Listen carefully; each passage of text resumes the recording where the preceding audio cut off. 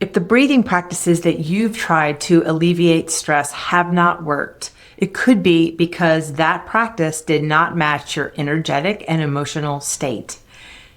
In this video, I will share a way of thinking about your energy using a yogic system of the 5 elements and offer a way to simplify the complexity and ditch the wellness cliche. Hi, I'm Dr. Dawn Browning, scientist, certified yoga therapist, and pranayama teacher in the Gitananda Yoga tradition. I help high-achieving women like you regulate their energy with the relevant tools from traditional wisdom and modern science.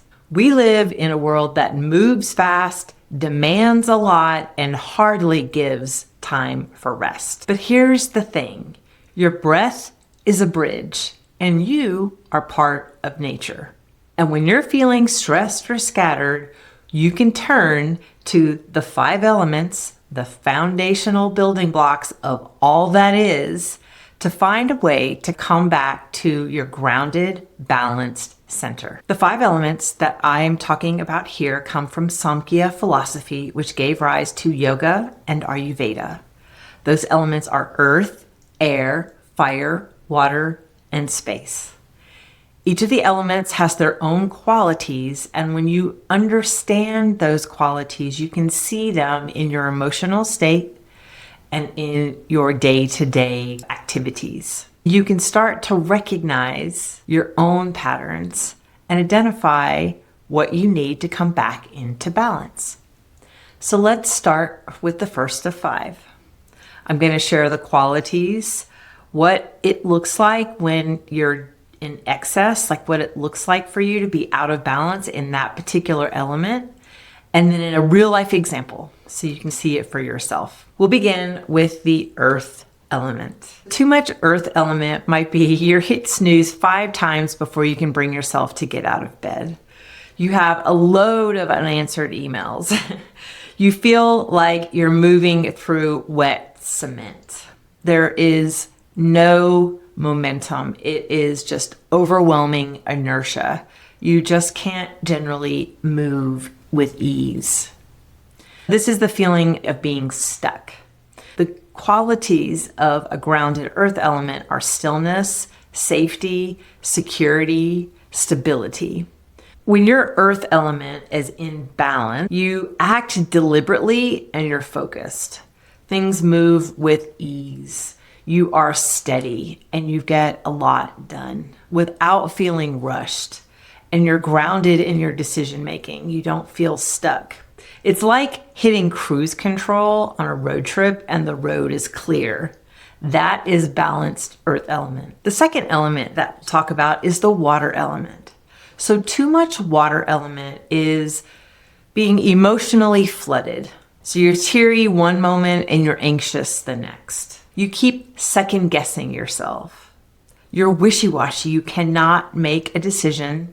And maybe when you do, you flake all the time. And you don't show up for people when you say you're going to. Another way that this can happen is overplaying a conversation that you had earlier in the day, wondering if you said something wrong.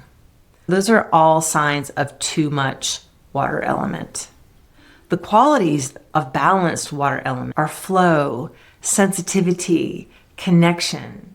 It's also associated with our reproductive center. So we're in flow. We may feel sensuous in a beautiful, creative way. When you're balanced, looks and feels like you're emotionally present and attuned. A balanced water element is creative and sensual and connected and emotionally present.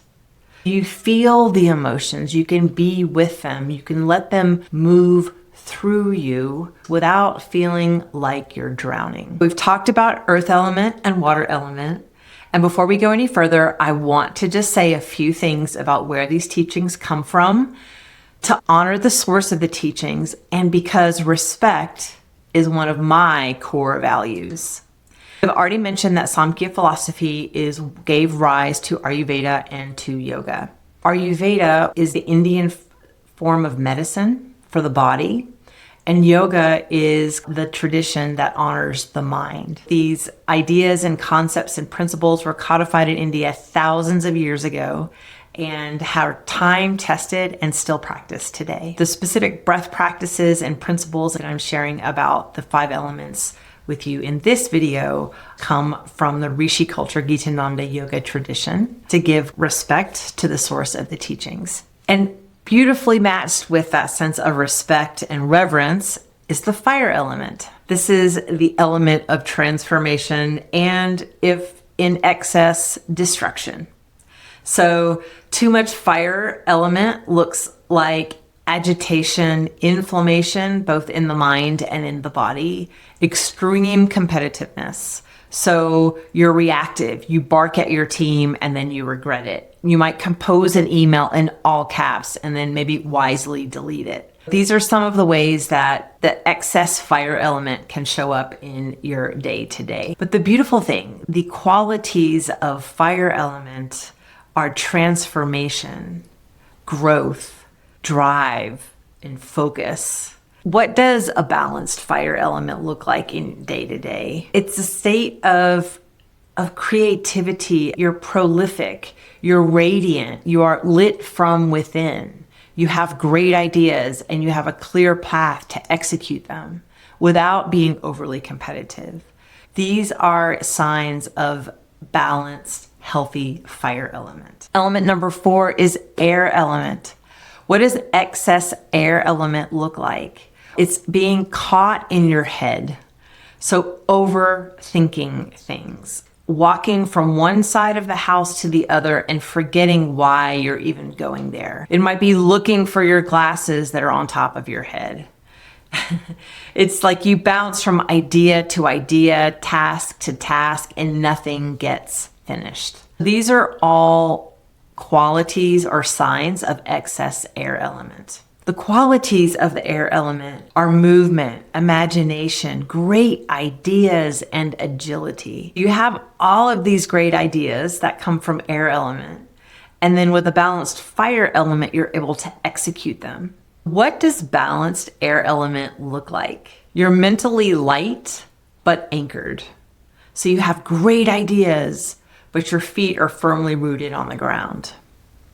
You don't get lost in your head. The ideas flow, but they don't float away. So this is an excellent example of a balanced air element. We've come to element 5, my favorite. It's ether or space. Too much space element or having an excess space element, you feel disconnected, isolated.